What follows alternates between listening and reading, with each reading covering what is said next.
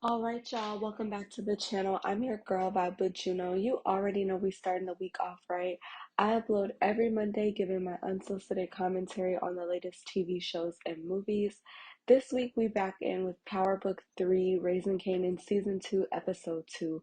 Warning, I am dropping spoilers all through this video, so if you have not seen this week's episode, make sure you go ahead and leave and then come on back to hear the rest of my commentary. Don't forget to like, share, comment, subscribe, hit that bell notification so you know when I upload next. We are growing slow and steady, y'all. 17 subscribers. I thank y'all so much for the support. And without further ado, let's go ahead and get into it. So last week's episode left off with Howard, aka Omar Epps' character, confronting Ra. So this week it picks up with that. And he's basically okay, so last week I said that I full on believed that he knew exactly what was going on. He just wanted to do what he wanted to do. Like he had his own agenda behind everything.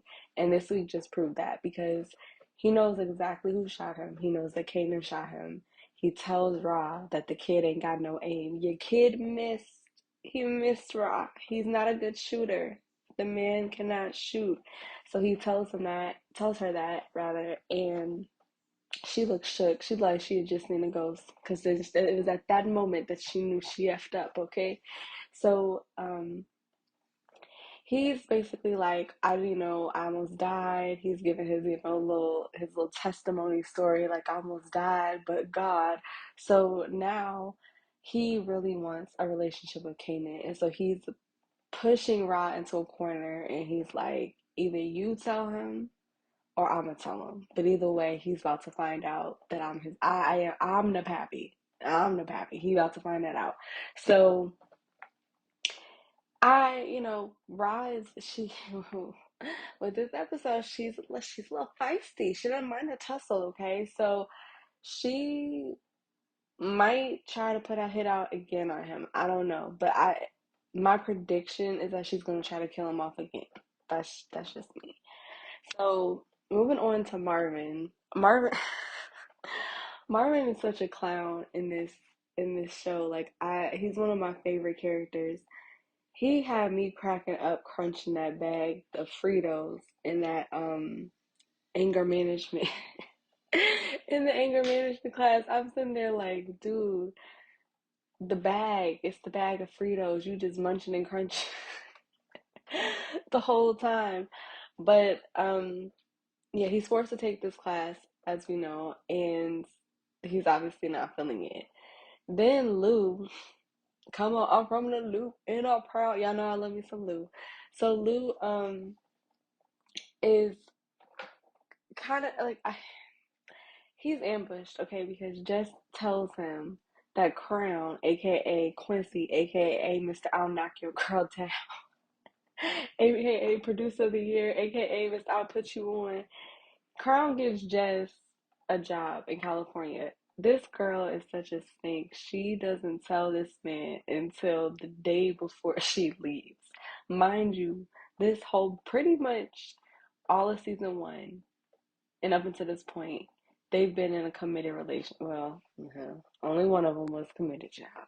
They've been in a relationship. So he's sitting there looking stuck because he don't know what's going on, but he too play for that. He told her, "Get up out my face, get out the studio." He didn't want to say bye. I'll see you later. I will come check on you. It was get out my face. I think what do y'all think? Do y'all think he knows about them, or was he just mad? He's just mad in general, but I don't know if he has put two and two together that Crown and just have smashed. But moving on to Ra, Lou, and Marvin. So when Ra meets up with Howard, Omar Epps' character, he tells her, "You have a snitch." So if you remember at the end of episode 1, Scrap got locked up or pulled in by the police because he was at his mama's card game, which Ra told him not to go to. But the card game got raided. He got swept in with the police. Omar Epps saw him talking to the police, he didn't know what he didn't hear anything, he just saw him talking. So he took that what he saw in that information and flipped it in his advantage to try to be on Ra's good side. So he tells Ra that you have a snitch. I saw this person, in a police office in the police station talking to the police officer. So now her wheels are turning. She's like, okay, what is she gonna do? She pulls in her shooters who don't miss, Marvin and Lou. And she tells them, like, we basically have to kill Scrap. And they're like, no, like, we've known this guy since he was a kid. He's one of us. We can't do it. I'm not doing it. Lou's like, don't even look this way or ask me. But Marvin is like very slick. Like Lou is more like a rah rah rah, let's just get it done. Marvin is more sophisticated in his approach. Like he likes to do his research and stuff. He's very creative. Y'all remember in season 1 when he stuck the dude in a wall to project? He was talking to him all cool, calm, and collected, and it had this man sitting up in a wall and some plastic and everything else that goes and still in the wall. He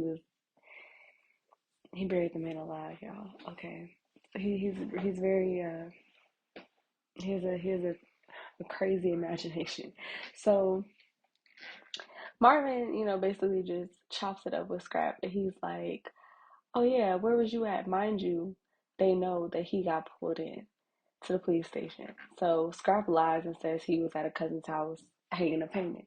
He goes off on his tangent about how much work he's put in, when it's gonna be his time to move up and evolve. He lost the eye for them, this, that, and the third. He's going off. Marvin just sitting there cool, like, we got you, chill. He should have known something was up when he said that. But Marvin slick butt decides to go pull up on the cousin that Scrap was supposedly hanging a picture for. The cousin's like, I don't know what you're talking about. So they caught Scrap in a lie. But when they report back to Ross, Marvin says, I was not 100% sure. I'm not 100% sure about this. Lou's still like, I'm not doing it. They in the car. Scrap is all happy. He didn't wear his Sunday best and a blazer. He's casket ready, literally. And they lure him to a building. They make it seem as if he's about to take over this spot and be the new person in charge for this location. And they kill him. Ross shoots him. She said, y'all don't want to do it, I'ma handle it. Okay.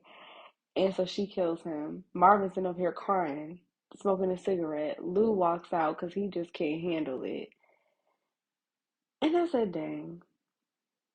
I, Scrap was loyal, more like loyal. Like that threw me. It pissed me off.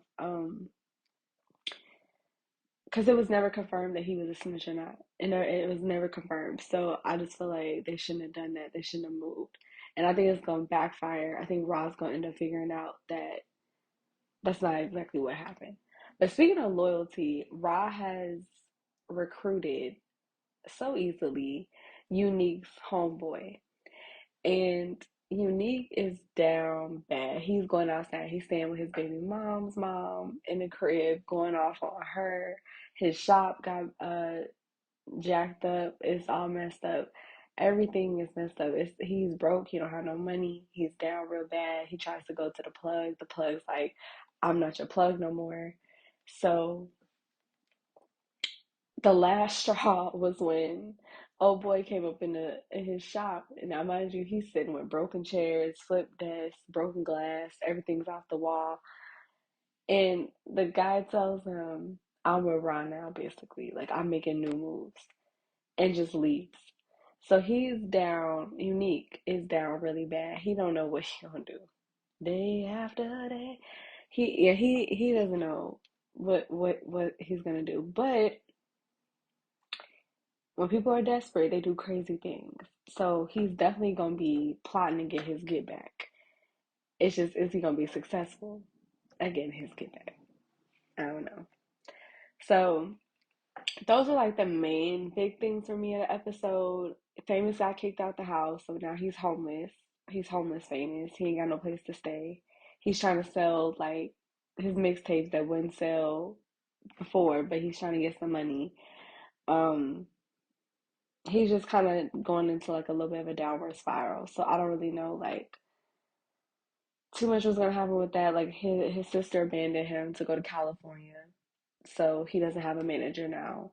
Lou told him if you write your music and it's something hot, I'll put you back in the studio. But it's just gonna be if he's gonna be motivated enough to put in the work. We don't know. We're gonna see.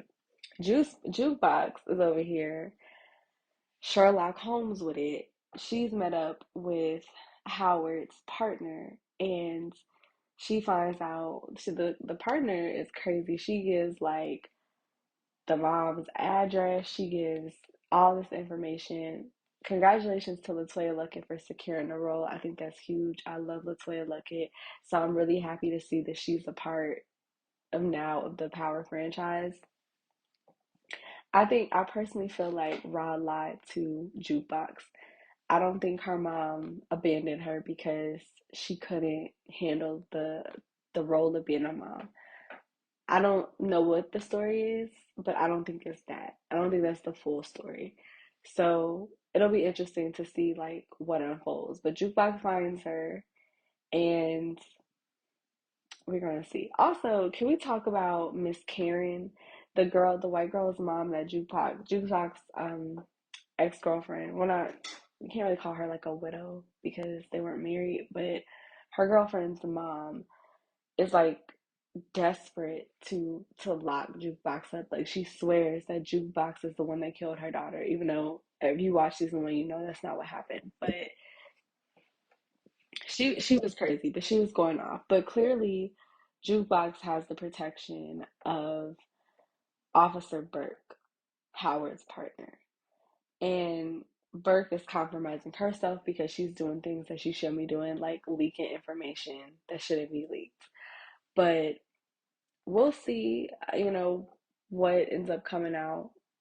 So maybe she'll form a good bond with her mom. Like I said, we see who the characters ultimately become, but it's interesting to see their path on how they got there and the circumstances that led them to getting there. So we'll see. I don't know, but it's good to have Latoya Luckett on the Power franchise. I'm here for that.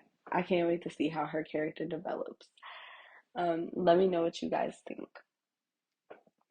So last but not least, um, Crown and Lou kind of have a tiff for this new girl. Crown doesn't want to sign her. Lou is mesmerized by her voice, by her looks, by the whole package. He sees star power. Crown is like, heck no, I don't see anything. And then in walks the chocolate Pillsbury Doughboy, okay, and he's like, "This is what we gonna do." He's a major player in New York, and his money's clean, but he's not clean, if you get what I'm saying. And he and Lou decide to make a single deal for the new girl. And Crown is pissed, but Lou throws his weight by saying, I fund this place, so you have to kind of do what I say because without my money and my backing, you wouldn't have a studio. So at the end of the day, it's kind of my say. I think Lou is going to get screwed because he doesn't really know the music business as well as Crown does. So I think in the end, he's going to get screwed by old girl. But I'll be right there to pick him up when he falls. Let me stop. Let me stop. Let me know in the comment section what you guys thought of this week's episode.